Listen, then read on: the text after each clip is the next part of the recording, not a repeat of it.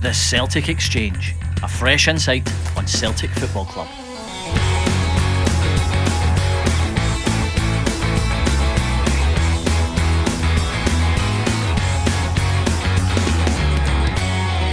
Welcome to the episode 80 of the Celtic Exchange Weekly.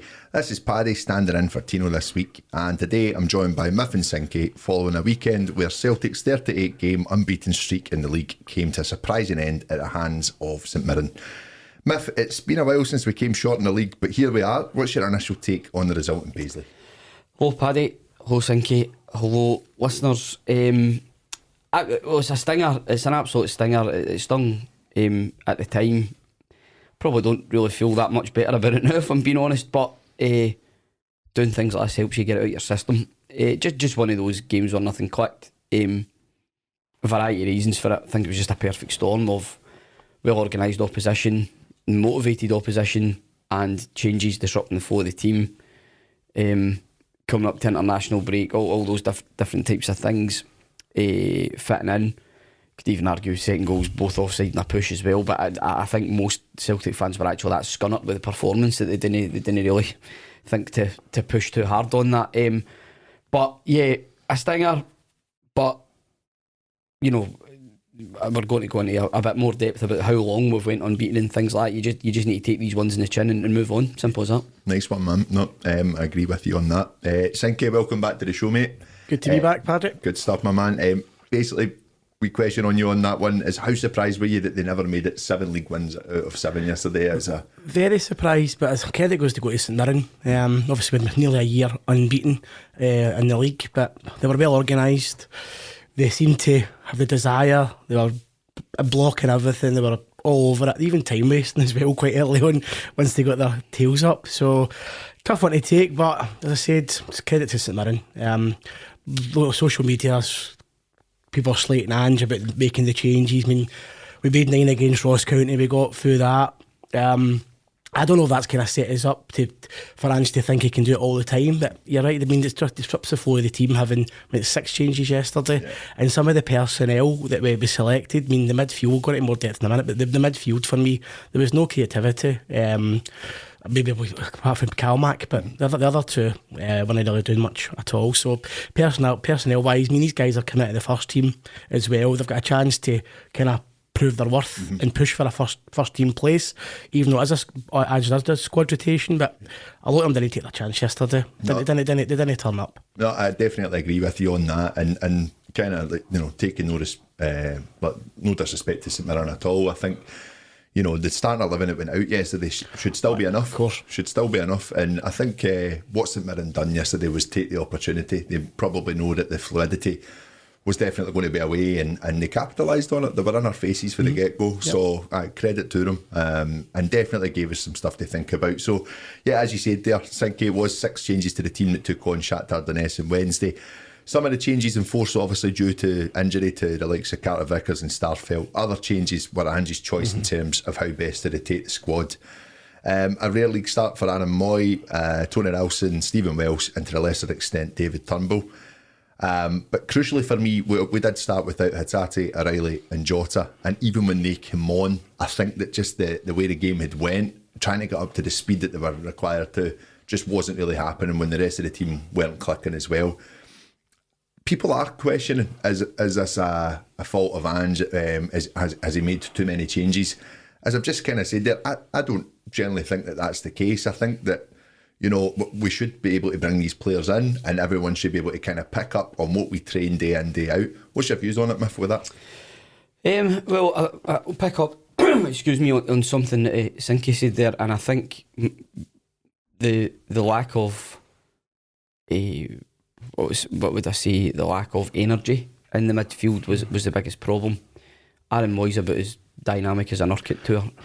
I just don't really see him, how he fits with the way the squad's been moulded. I said yesterday in the post match, I have believed for some time he is not an upgrade in James McCarthy. And that's not just because of what's happened. I think if you look back or listen back to previous podcasts, I've probably been in the unconvinced category on that signing, like I was for McCarthy as well. I've been pretty vocal on that too. and this isn't an exercise, and I told you so. It's just you watch the game, you see where we have been poor in the game. The centre halves have not stood up to the test that was thrust upon them. However, they were the only two centre halves that we could have picked yesterday, so you just need to kind of dust yourself down and deal with that. The central midfield is different.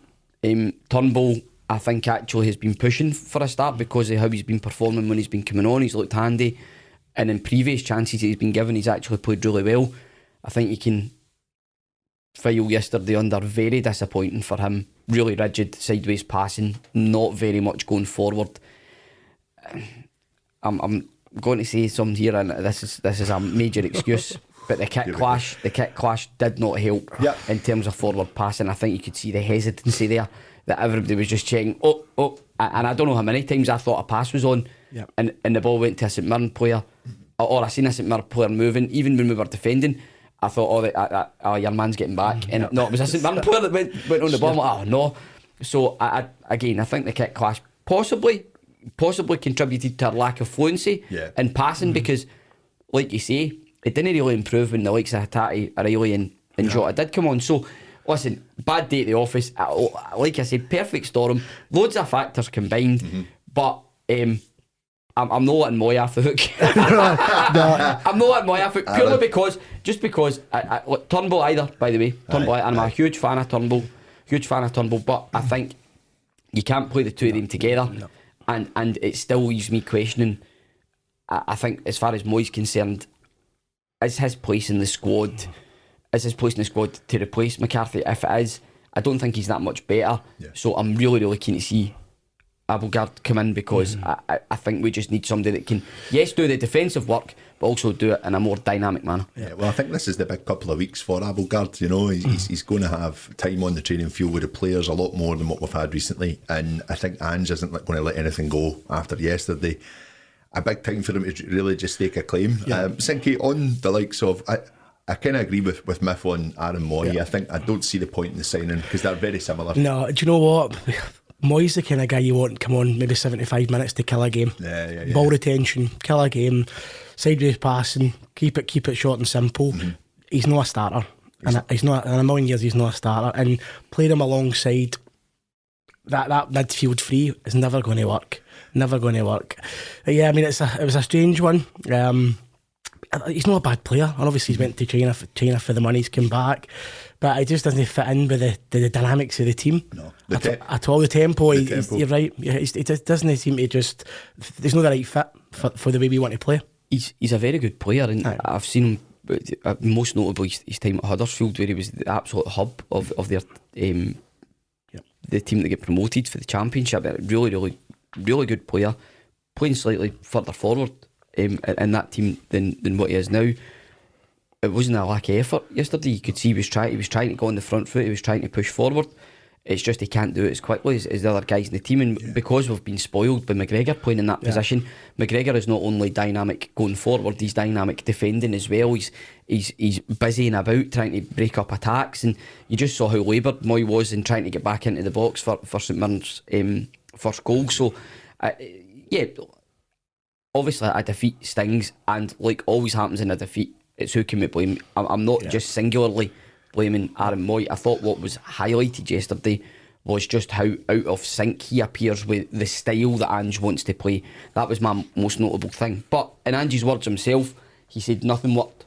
I think the keeper's not had a great game either. Joe Hart's been very hesitant and lacked the dominance of his 6-yard and 18-yard box that you would normally associate him with. He's normally quite proactive when it comes to those things.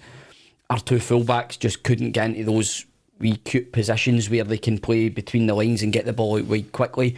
That we really suffered for that as well. And Juranovic not playing, for example, I know we all love Tony Ralston and the effort that he's put in. Juranovic is an upgrade in Ralston. I think that's just fair to say. He moves the ball quicker, he is quicker himself. Listen,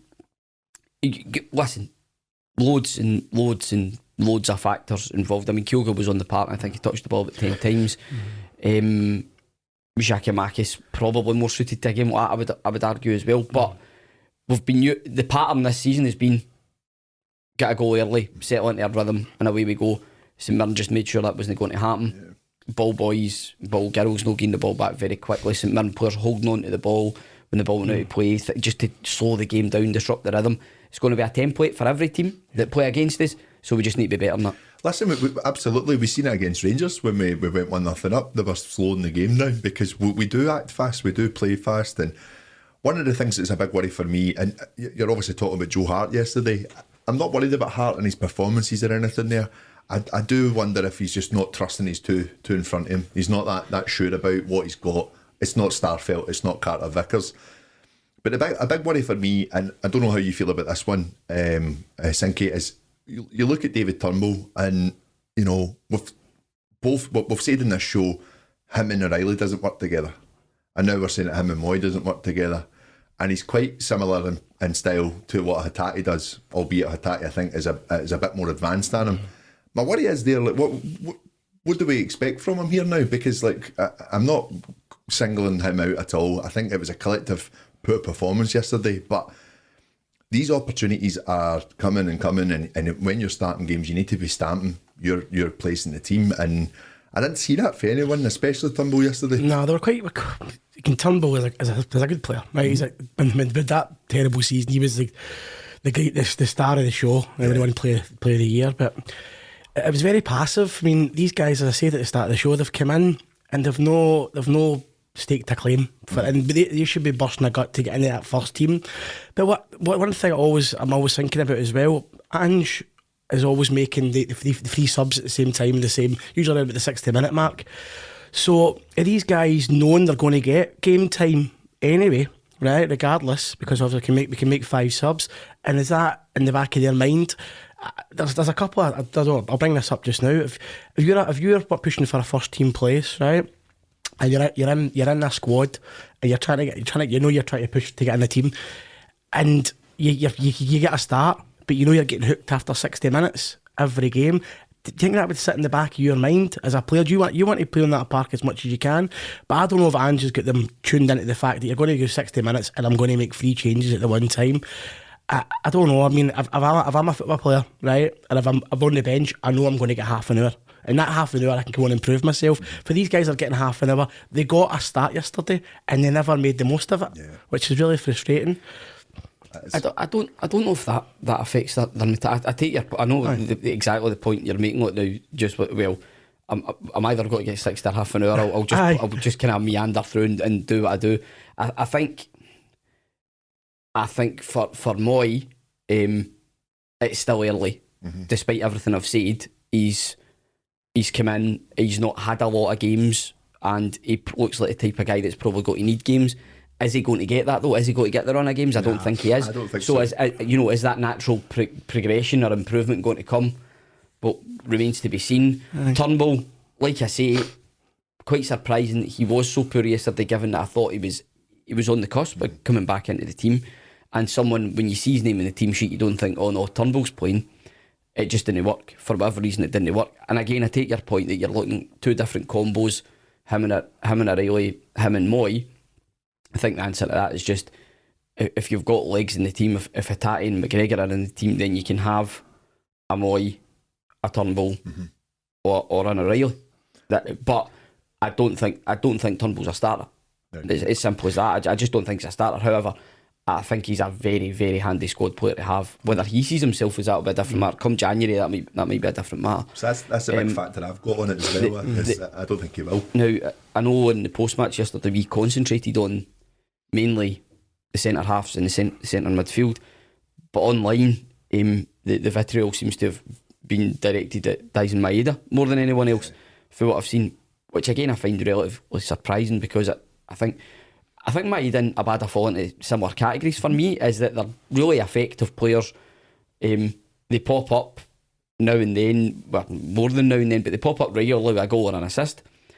Yesterday was just one of those games where, because we weren't getting the ball from defence through midfield out to them, they were limited in the amount of chances that they had or the impact that they could have in the game. I think they were pretty much starved, the front three. They didn't get the ball in the positions that they would prefer to get the positions in. A lot of the time they were kind of hunting the ball down or kind of trying to chase lost causes in the final third. So I wouldn't be too harsh on anybody that started up front yesterday. You can argue lack of movement, but Kyogo tried so hard to get in behind and move around a few times. He's pulled some cracking balls out the air, but there's nobody up there to support him and things like that. It was just an odd game yesterday. It just wasn't like us at all. And you just need to file it and say, put it away, forget about it and move on. There's a lot of learnings for the game yesterday, and I think obviously it's a defeat and it's a hard one to take, but I think Ange will get to know more about his players in situations like that. But you're right about Mieda and Abada. Games like that, tight parts, like Ross County, St Mirren's, it's hard for these wingers because they obviously St Mirren set their stall out and how defensive they're going to be, but these guys were getting starved, as Miff said, or they weren't getting, like obviously at Parkhead it's a different story, but tight wee games like that, it's hard for these guys. But Kyogo, but Miff said it as well, I don't think he was suited to that game yesterday. Big Gigi's are probably more suitable to that style of play. We're going to be playing balls in the box and stuff like that, but it came to the point where we were chasing, and I think it was just too little too late the way the St Mirren set up. We were struggling. So definitely, I think whether it be Kyogo or whether it be Giakoumakis yesterday, I think St Mirren limited us to basically having to try and play the ball in over the top instead of on the deck.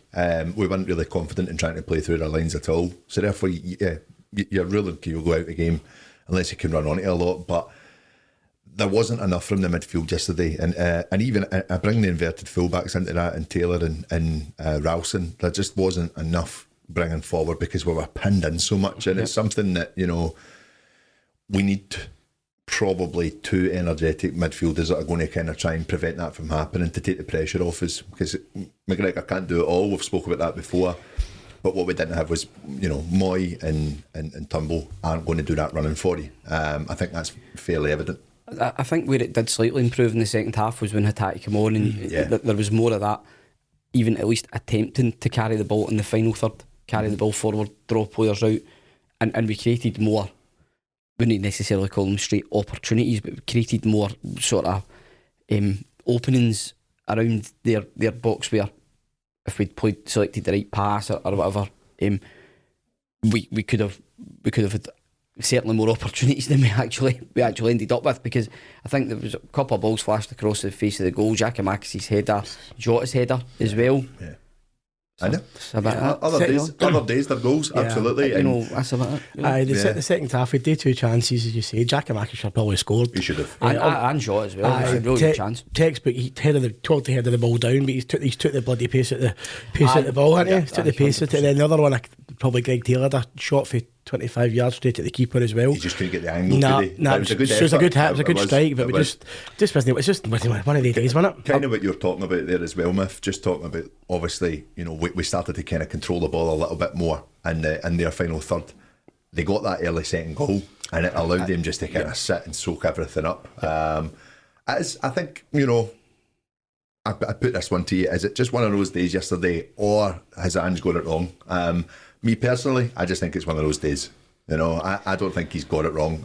I think the rotation has to happen, and the 11 should be capable enough. No offence to St Mirren, the 11 should be capable enough to come in and win. On that point, I was left a gift for those who are listening. I was left a gift. What would we say that is? It's a panda rattle. A panda rattle, a teether for a baby producer, Anne, who's a buddy, kindly left that on my microphone for me, so thank you for that, Anne. Myth is rattled. I was rattled in more ways than one. I'm just going to put it down to a bad day at the office. I don't absolve the manager completely from the responsibility in what went wrong. I think he has to put his hand up. I think he has done that in post-match and said loads of things were wrong, including team selection. Yeah. And like I said yesterday in the post-match, the conclusion that I come from, and it's simply that based on the squad we have and the players that we have, our midfield has to have Cal McGregor at its base with another two. That is as simple as that. Until we see Abelgard and what he's bringing, it can't be Moy, based on what I've seen so far. Ending games, yes, completely agree with you. Sinky, completely agree with you. I think, and you saw that against Shakhtar, high level opposition, he came on. He's exactly the type of guy you want on there when you've got a team hemmed in. He can sit at the base, play the ball around.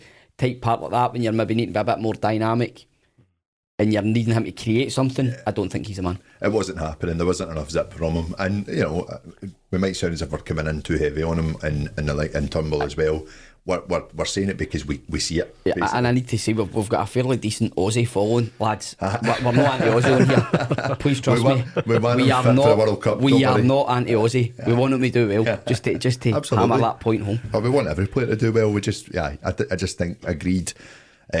For the structure that we kind of set up with, it just wasn't happening for him yesterday. But again, I definitely do think he needs games. I definitely think there is a creative player there, but it's going to be hard to get in and get in that starting lineup. He's not going. I don't think he's going to get the games. No, but as I said, no. he's not going to get them. But he'll go to the World Cup with Australia, and it's just a James McCarthy map too. I think for me. Maybe if he starts the games at World Cup and Australia going a bit around, that helps us in that long term. He is getting a bit more game time, and I hope that is the case. I really do, because I want every player to succeed at Celtic. I don't want people to fail. But yeah, on that one as well. Just talking about, obviously, we'll finish up on the St Mirren thing. Good. Put it to bed, thank God. But one of the wee things I was kind of talking to the guys about yesterday was we look at the amount of changes they made yesterday, and a lot of people are calling out, why did we need to do that when we get into an international week? And one of the points I made to the guys was, a few of our players are going to be playing, so they're going to continuously be playing, probably 2 games over the next couple of weeks with their countries, and then we're getting into a really, really packed October. Yeah. So I think actually it's possibly just been slightly clever, albeit we get beat, possibly been slightly clever to rest some of the players that just maybe need that before going into a busy hectic October. The other side of that is it's still only September. Not everybody's going to put, a lot of the squad's going to feature, but not everybody is. I listen. I get why the changes were made. I do understand it. It's just it's backfired on us. Yeah. It's as simple as that. Whether the changes were the right ones or not, or whether the changes were indeed needed or not. Everybody's going to have their opinion on that, and rightly so. It's just we've made changes and it's backfired. Since you referenced the Ross County game, we made changes there, it didn't. That's that's life. I think part of it also comes from who we played yesterday and how they set up and their game plan working. That's the difference. If you get an early goal in that game yesterday, it throws their game plan into there. We didn't get it. They settled into a rhythm and they got the goals. Yeah, all the international managers must be rubbing their hands when they seen that starting 11 yesterday. But I'm thinking about it as well, because obviously Ange's managing Australia, so he's probably like this. I'm going to do these guys a wee turn, but it has backfired, and I'm not going to blame Ange because he trusts his players. And you're right, Paddy, you said the starting 11 should be good enough to step up and beat St Mirren all day, every day. Is that it? We'll just put it to bed. Let's get it to bed. Game done. In the bin. 2 weeks time. We forget about it. In the bin. Gone. Put the rattle in the bin. No, I'm kidding. No, that's fine. Kidding on. So obviously this week as well, guys, we took on Shakhtar Donetsk in match day 2 of this season's Champions League group stages. It was a very, very promising start for us. Again, we just kind of done that Celtic thing in Europe where we just get a wee bit flustered and conceded, and it looked a wee bit, it was a wee bit worrying just coming near the end of the first half. But still a very strong performance from us. How are we feeling after that one? We were excellent. You're right. Once they scored the goal, we needed the half time whistle to come because we lost our shape, lost a bit ahead. But I thought we played really well. I mean, second half we got obviously half time. We got ourselves together, came back out, and we dominated the game. And we were like Madrid. Very wasteful in front of goal. We make opportunities I was wishing we kept some of the goals for the United game and kept them for Europe. Aye. But it will come. Do you know what I mean? We're all sitting here now going, we got a one each away to Shakhtar. Do you know what I mean? But imagine that a few years ago, that'd have been a great. But you look at the game overall, you're disappointed not to get the 3 points. Yeah. What about yourself, Miff? What was your view in the game last week? Very frustrating. A great performance, but very frustrating. Opportunity missed, as far as I'm concerned. The result itself is fine, but it's no more than that. I think the game was there for the taking. Shakhtar looked pretty average. The fact that they've went 1-4-1 in Leipzig is an absolute miracle to me. Albeit that I did see 2 of the goals and they were gifts, absolute gifts. So yeah, an odd feeling, like you say. These games were normally watched from behind the couch or through the fingers, and in a very nervy manner. Instead, you saw a controlled professional performance. Horrendous goal to lose. McGregor doesn't need to dive in. Juranovic is then outstripped by a guy that knows is fast. You know, it just that really knocked us. However, a great goal we've scored. And in the last 20 minutes, I think we had 5 clear-cut chances. Yeah. Any other day, you're taking at least 2 of them. Yep. So, not only should it have been a victory, it should have been a resounding victory. Shakhtar were dead in their feet at the end of the game. We'd given them a real chasing, but we've only come away with a point. So, yeah, real opportunity missed. But you have to be very, very proud of the players. They looked like they belonged at that level. Yeah. They looked every inch a Champions League team. So I totally agree, and I think we've obviously seen that in the first game. We spoke about Madrid last week, and just how, you know, we just came out of the traps very quickly against them, and, you know, gave them something to think about. I thought we'd done exactly the same against Shakhtar, and we were actually just too much from them, and it's possibly been just on that basis that, you know, we've just possibly just fell asleep at the back, because we've been pressing so hard and pressing so high up at their end, and then it's just a bit of a sucker punch losing that goal. But to come out in the second half and play the way we did was so promising. But my God, just the chances missed. You know, and like, you know, we talk about the goals we've scored in the league so far already, the amount we've scored so far. It was just, you know, you hope it just doesn't sit in their minds. Because you're looking at this, it's a fresh batch of players, you know, they've not all had the experiences that we've all had as fans with Celtic in Europe, and you kind of want them just to have that confidence and belief in themselves that they will be able to take their chances, you know. I think for me, it makes finishing second a bit harder now. I just think that Leipzig, you know, that they seem to have kind of sorted themselves out, dusted themselves down. I watched their game against Madrid, and they could have won it. They actually, you know, they threatened, kind of similar to yourselves. Madrid just showed their class coming in, you know. But that's what they do. They do. They just win. They're clever. They're just a clever team.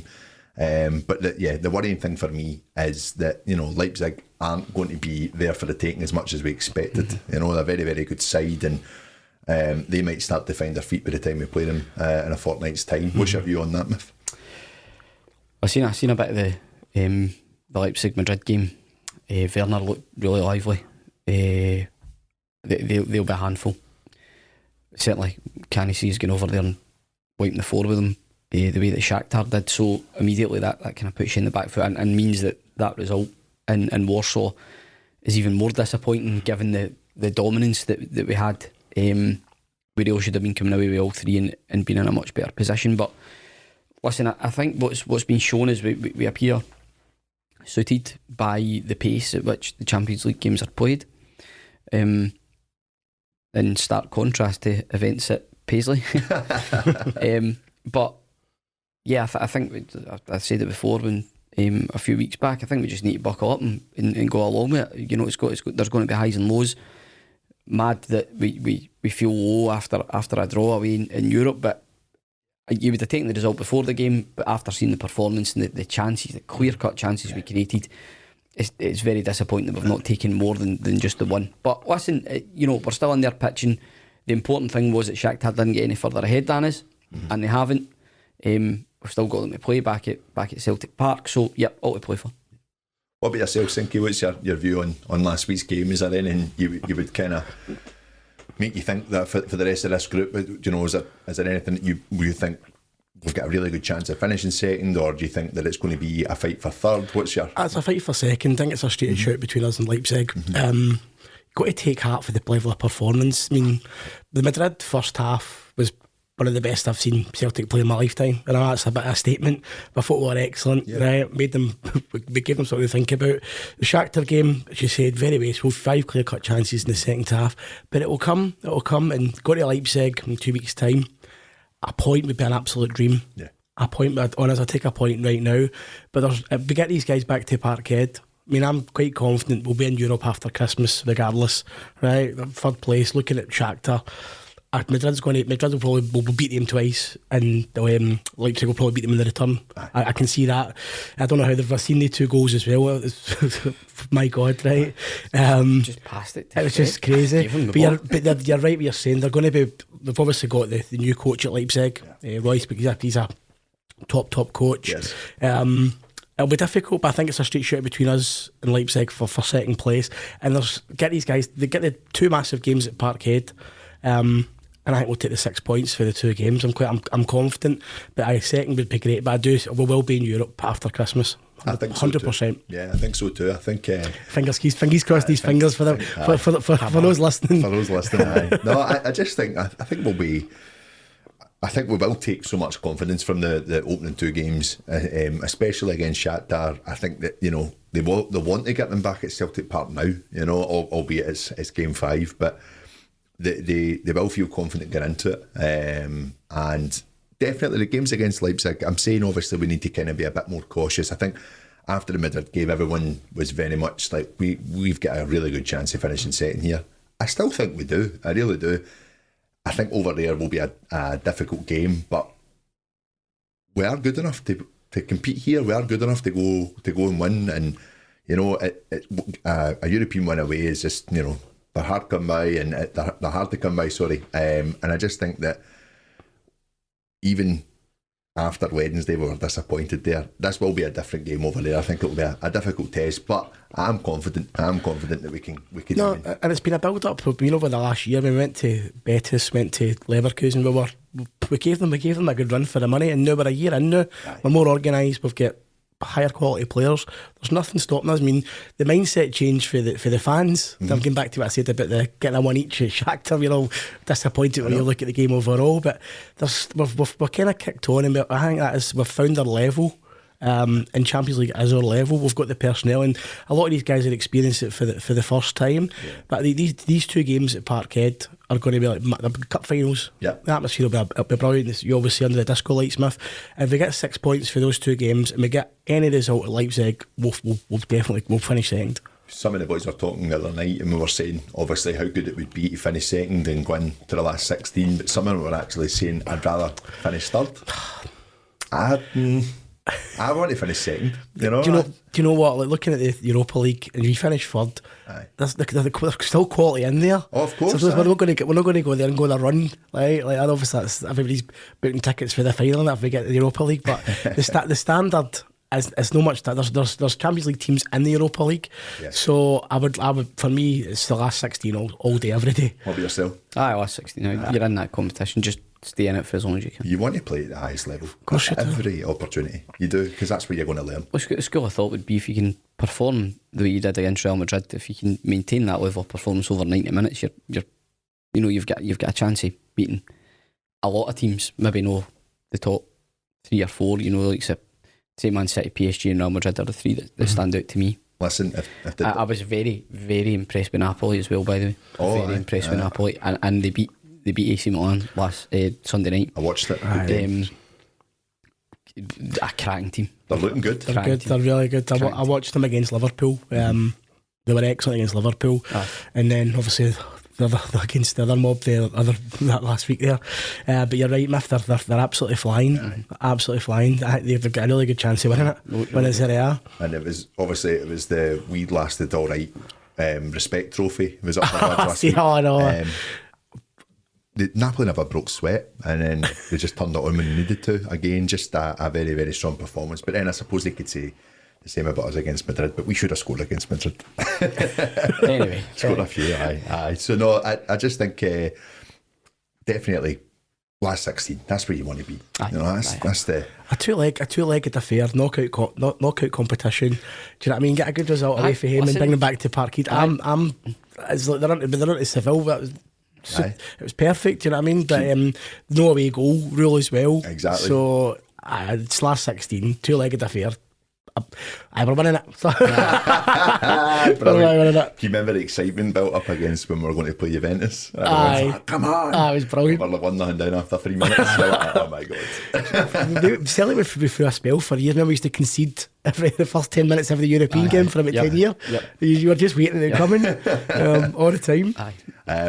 Going back to the Shakhtar game, guys, just one of the things I was thinking about on this as well was obviously the likes of Maeda, Giacomakis will have been replaying those missed chances since Wednesday. Do you think they'll have better luck next time? Do you think that they work on that and they move on, or is that? Yeah, it was discussed amongst my friends as well, just about SPL level. You take the chances at Champions League level. I don't really think that comes into a striker's mind as he's striking the ball towards goal. I mean, the technique Giakoumakis used is perfect. It's just went very, very slightly the wrong side of the post. You can't really argue with it. It's just one of those things. I think just we've suffered a bit of bad luck past couple of games. It's fair to say that happens in football. Sometimes you carry luck, sometimes you don't. But I think as long as we keep up the intensity in our play, that's the key thing. When we play in a even remotely passive manner, it disrupts everything that's good about us, and the type of player that we have in the squad, that they're built on that intensity. They're moulded to play in that shape and in that manner. So when we don't play like that, we don't really have a plan B as such. But if you do what you're being asked to do well, you don't need a plan B. Yeah. It's really just a case of us doing the things that we do just that wee bit better.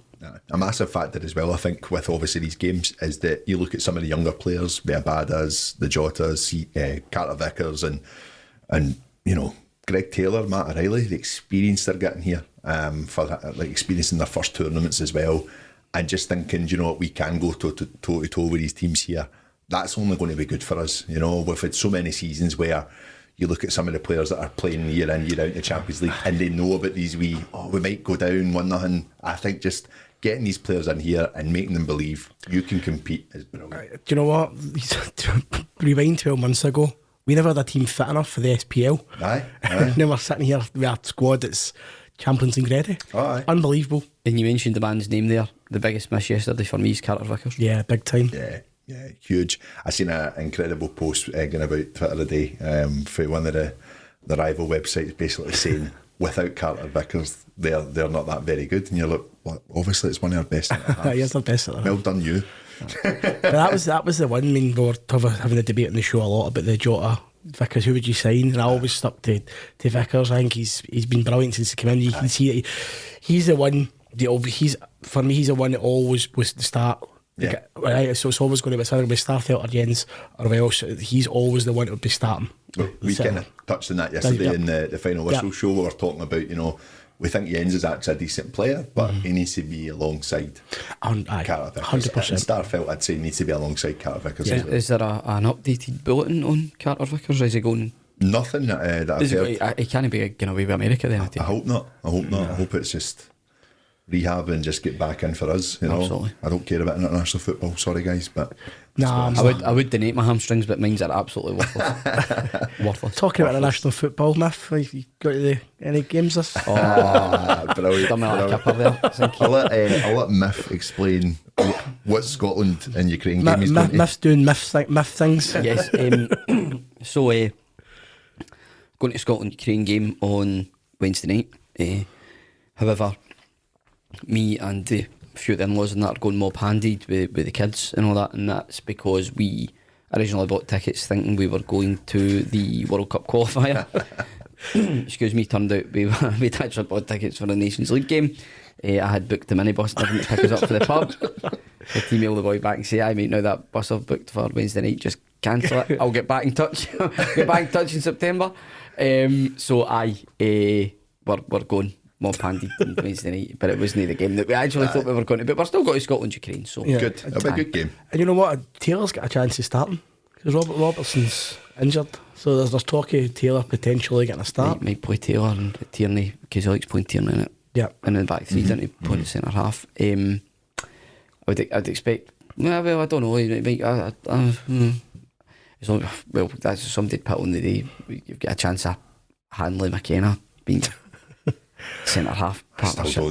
Still don't get that. I don't get it either. Lumps of wood. McKenna and Worrell are the centre halves for not Forrest, I know. With their 40 other players that they've signed.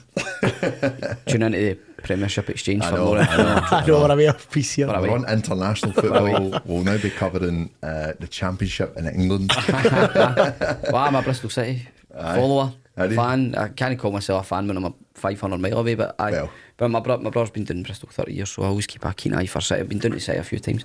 That's who Jackie Jackanoski signed for when he left Celtic. Is it? Yes.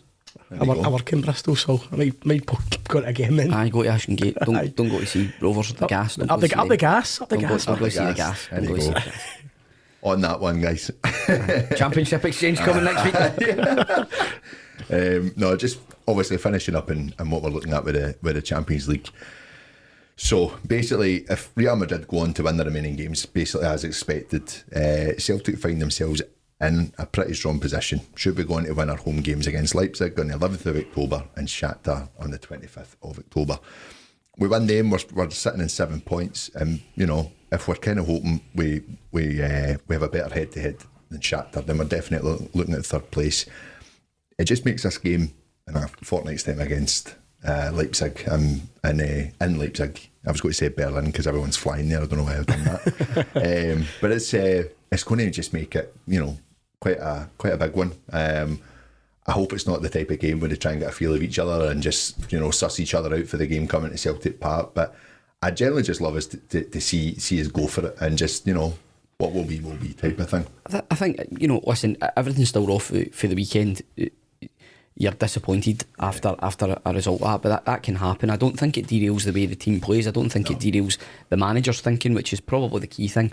I think, just to refer back to the weekend, the thing that disappointed me the most about the weekend was I didn't think we were capable of complacency, and the weekend's performance smacked to me of complacency right through the squad and management. That's the biggest disappointment of the whole thing for me. However, when lessons are learned, that timing's everything in life, and for the lesson to be learned now, whilst we had a 5-point cushion and have many crucial games to come in the next few weeks, probably the time was now for that to happen. So let's kind of get it dealt with and move on and make sure that the issues that arose have been addressed. How that reflects in the Champions League campaign, I don't think is much bearing. I think we're only got to play the same way, and I think the way that teams are set up in Europe, they're not going to think, Celtic's coming to town, we're going to sit in and tell the ball boys not to chuck the ball back or carry the ball with you. There's not got to be those sort of spoiling tactics involved. You're not got to have two big lumps standing in the 6-yarder for long throws. Generally it'll be patterns of play that allow us to express ourselves, but obviously mean that we have to retain our shape in defence as well.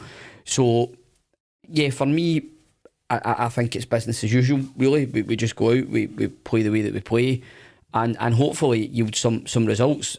One thing's for sure, if Leipzig throw in a performance like they did against Shakhtar at home, we'll also win heavily over there. So it's all really down to, we'll go about our business the way we always do. It's whatever Leipzig turn up. Yeah, absolutely. It's just this great international break with a defeat, because you're sitting for 2 weeks going, God, but I think we'll regroup. I'm not scared at all. I think Ange will get the guys back in. It'll be in his mind for 2 weeks, I'm sure. Yeah. And we'll kick on again.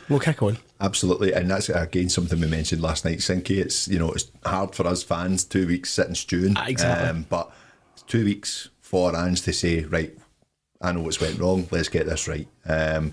On that one, obviously, we're kind of looking at the players that will probably benefit from it the most. We're looking at Haksabanovic, we're looking at Avogard. Mm-hmm. We might see, obviously, a chance for Carter Vickers and Starfield to get back up to fitness as well. And it's just going to be more time for these guys in the training field and buying into what he's doing. I don't think it's going to take as long for these players to pick up the style, the standard, as what it would have last season when players were coming in at the end of August, and then we had 4 players coming in January. So I definitely think this is a good 2 weeks for us. Mm-hmm. An incredible start to the season, as we were talking about last night as well. 6 wins from 7 in the league, and obviously our wins in the League Cup as well.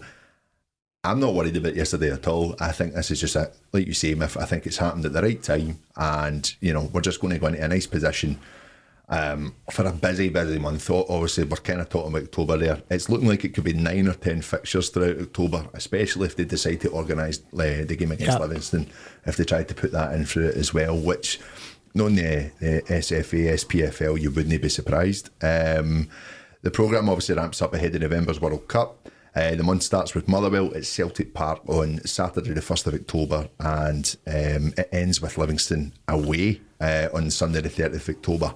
So we'll be competing in 3 competitions during this time. Obviously the League, the Champions League and the League Cup.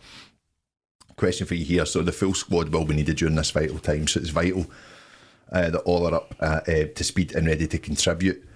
Do you think we'll see the rotation we've seen this weekend, or do you think he'll try and keep it a bit more? No, I think the rotation will continue, because it has to continue. I think that's an absolute given. We have the size of squad that we have so that the other players can get utilised. Like Ralston, you would have argued that Ralston hadn't done anything wrong in the games that he'd played this season, so therefore he merited a start. You could argue the same about Turnbull. Turnbull had been pretty effective in any games that he'd played, coming off the bench. So I don't see any reason why that won't happen. I think it's just about getting the balance right, and also the amount of changes correct. 3 instead of 6, for example, might be an ideal number. But again, the call, you've still got complete trust in the manager. He's contributed to a mistake. That's fine. That's life. We got on with it. But the size of squad that we've got, we can't just rely on the same first 11. That's the harsh reality of it. The others hopefully have learned a massive lesson here, in that when you get brought in, you're not going to be able to coast through it. The games are intense, the style of play is intense, and you need to get up to speed as quickly as possible. Yeah, I agree with you. I think the team's big enough and strong enough just to kind of bounce back from this. What about yourself, Sinky? Same as Myth. It's just it's selecting the right personnel, and that the midfield just wasn't dynamic enough yesterday. You'd want to have Hatate or O'Reilly starting with at least 2, with obviously McGregor, Turnbull or Moy. They need to be on the park because they're a driving force, they're creative, and we just lacked that. So they've always squad rotation, but it's just picking the right personnel. And we're out talking about Giakoumakis potentially starting as well yesterday. Stuff like that, I think we will see it, but 6 changes a lot, 9 changes against Ross County. We will need to use the full squad, and hopefully when they come back in the next time, they're more up to speed. Obviously, you can use the 2 weeks international break, but we will use the full squad. It's inevitable. I'd like to see Applegard. I think you will. Ange said he's going to use international break and he'll be ready to start after that. But I'm looking forward to seeing him as well. I think he's going to be big for us. I really do. What about please excuse me for my lack of research on this. Has Hatate been selected for Japan?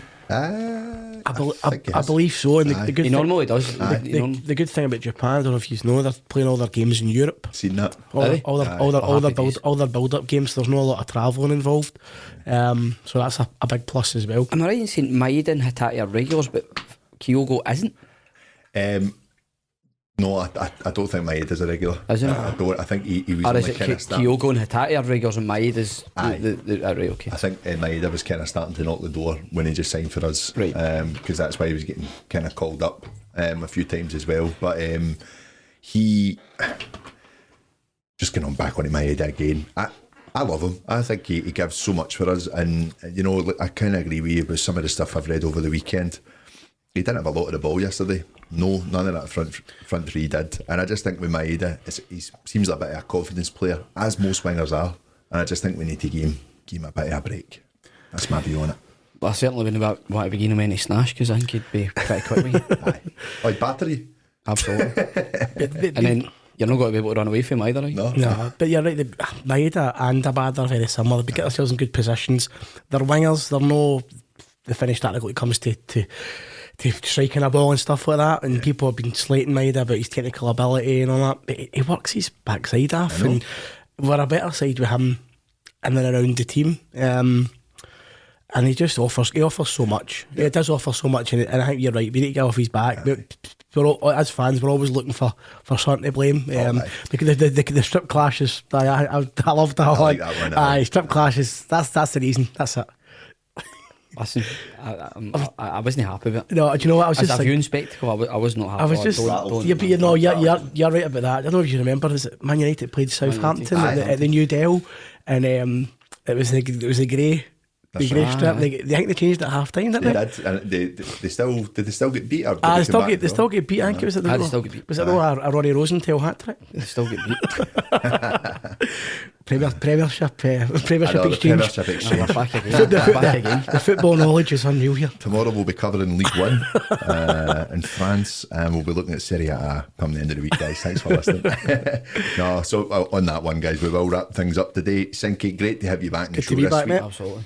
Any final comments on getting into this international break and what's to come from Celtic in October? As I always say, for an international break, hopefully no injuries, get the boys back, 2 weeks to reflect, and then we kick on again. That'll be the plan, and it all kicks off in Motherwell on the 1st October, as you said, and then we've got Leipzig to look forward to that week as well, away from home. So that obviously it was a tough one to take against St Mirren. Take it in the chin, move on, and then just get back to winning ways. We've been spoiled. The start of the season we've been really spoiled. The last 12 months we've been really spoiled, especially with the league campaign. got ourselves in a great position in the league and the Champions League as well, to really kick on and do well. So I'm alright with it. So, yep, happy days. Like you say, we have been spoiled. That was 364 days without a defeat. There you go. You know, and amazing, brilliant. What about yourself, Miff? What's your final comments, mate? Listen, just dust yourself down, buckle up, we go again, we don't stop, all that. Well, apart from Paisley Gilmore Street on the way in. Listen, you just need to charge on, simple as that. Absolutely. Guys, thanks very much for the day. So Celtic now head into an international break with a bit more than they'd like to dwell on that rare league defeat at the hands of St Mirren. Complacency has been highlighted as potentially the biggest danger to Ange Postecoglou's side, but we're confident that we'll see a revitalised Celtic returning after the break as they look to right any wrongs and get back on track, but domestically and in Europe. A big thanks to Miff and Sinky for joining me in today's show, and as always, thank you guys for tuning in. Remember to sign up to the CelticExchange.supercast.com to get to activate your free 7-day pass for the Celtic Exchange Plus. This was Tino that typed it out, guys. Thanks, Tino. But in the meantime, from all of us here, we'll see you again very soon. Thanks very much for listening.